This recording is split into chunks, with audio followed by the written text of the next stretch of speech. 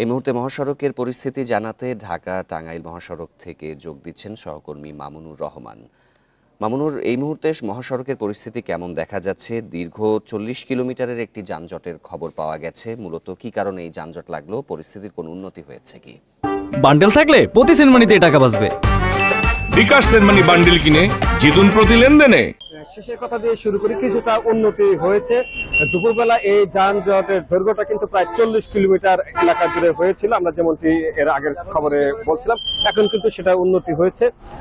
দেখতে পাচ্ছেন যে যানবাহনগুলা সম্ভব গতিতে হলেও সেগুলি আগাতে শুরু করেছে কিছুক্ষণ আগে। এটা এখন আপনি জানতে চাইলেন যে যানজটটি কেন হয়েছে।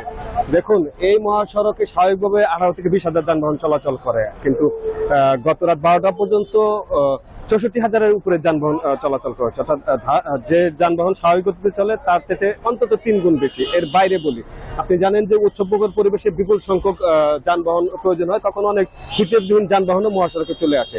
আজকেও কিন্তু সেতুর উপরে বেশ কয়েকটি যানবাহন বিকল হয়েছে, দু একটি ছোট ছোট দুর্ঘটনার ঘটনা ঘটেছে। এই যানবাহনগুলি সরাতে বা এই যানবাহনগুলি ঠিক করতে কিছুটা সময় বেগ পেতে হয় এবং সময় লাগে।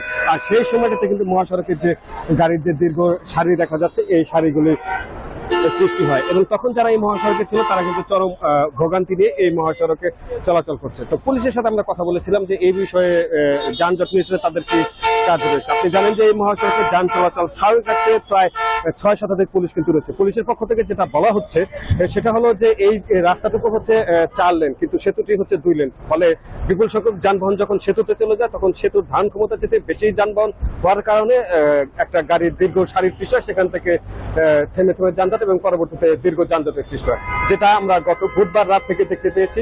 এইবারে টানা 2 দিন কিন্তু এই মহাসড়কে যানজট থাকলো এবং এখন যে অবস্থাটি আমরা দেখতে পাচ্ছি এবং বিভিন্ন পরিস্থিতিটা আসলে উন্নতি হোক, সেটাই সকলের কাম্য। ঢাকা টাঙ্গাইল মহাসড়কের পরিস্থিতি জানাচ্ছিলেন সহকর্মী মামুনুর রহমান।